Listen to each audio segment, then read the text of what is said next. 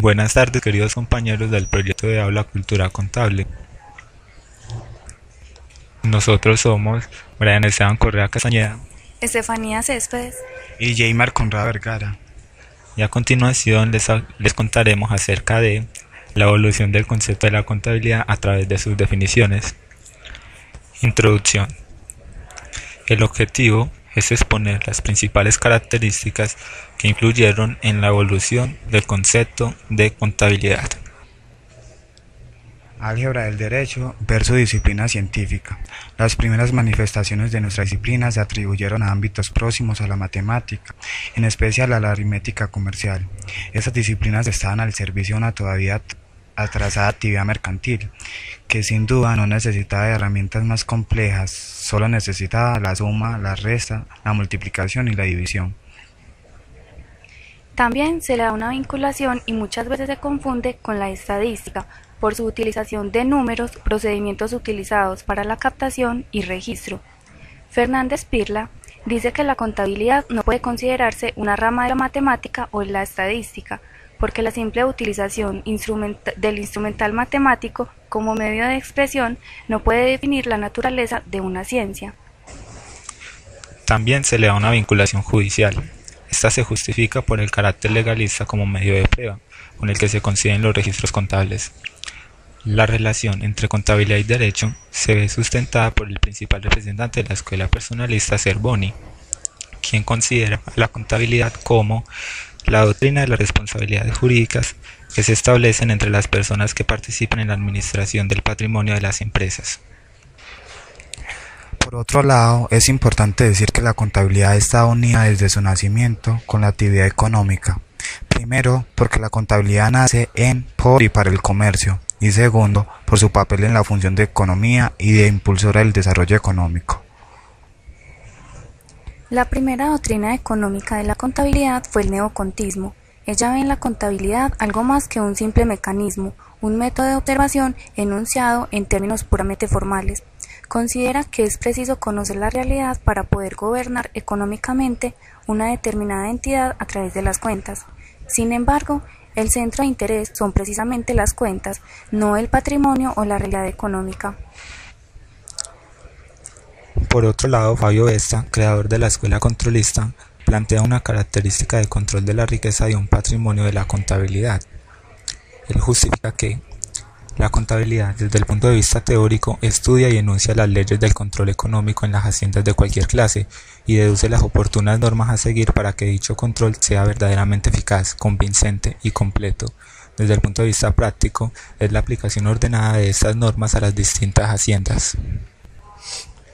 Después de ser aceptada la naturaleza económica de la contabilidad, se refleja dos pensamientos contables.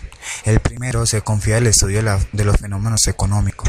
Esta busca la verdad sin importar quién lo reciba, es decir, la función de la contabilidad es registrar, colectar y presentar verdades económicas. Y la segunda concepción trata de orientar el contenido de los estados financieros a la necesidad del usuario, asumiendo que su principal objetivo es el apoyo informativo para la toma de decisiones. Ahora veremos el registro versus utilidad para los usuarios en la toma de decisiones. La contabilidad nace vinculada a la finalidad del registro. Se pedía que los libros contables estuvieran encuadernados y forrados y que se llevara con claridad por orden de fecha, sin tachaduras y sin presentar señales de haber sido alterados.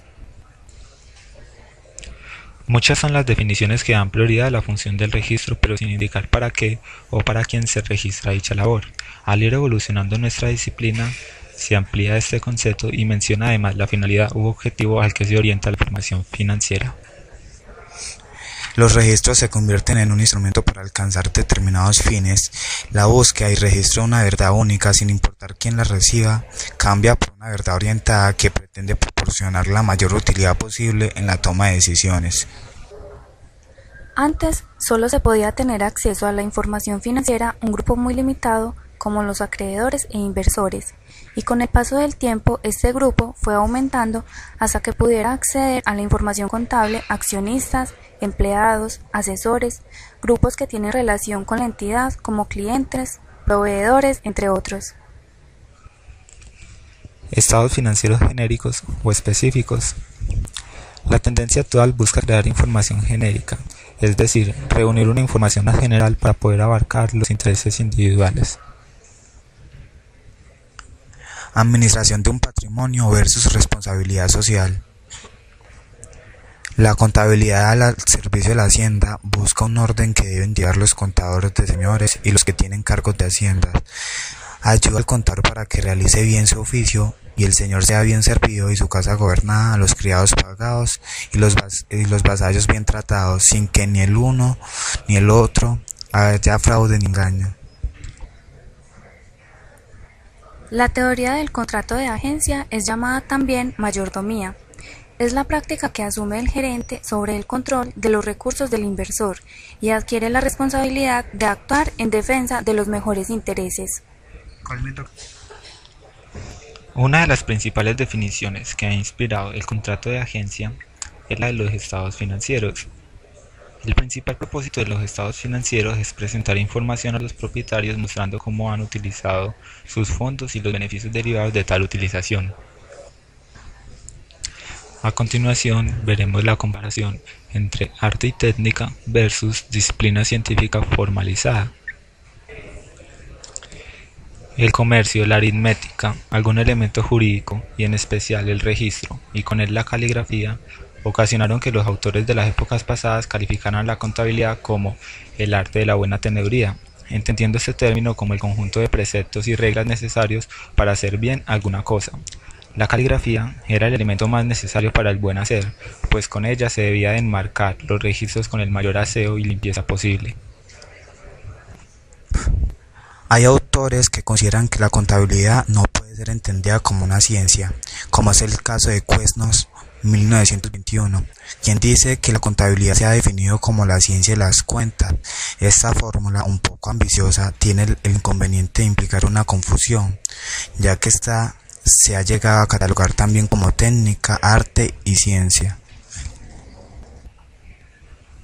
Matulich y Heiger prefieren hacer una distinción entre arte y ciencia en la definición. La contabilidad es un arte en el sentido de que requiere agudeza de juicio y conocimientos desarrollados a través del estudio intensivo. Es una ciencia en el sentido de que es rigurosa, maneja mediciones y se relaciona con otras ciencias, tales como la estadística y la economía.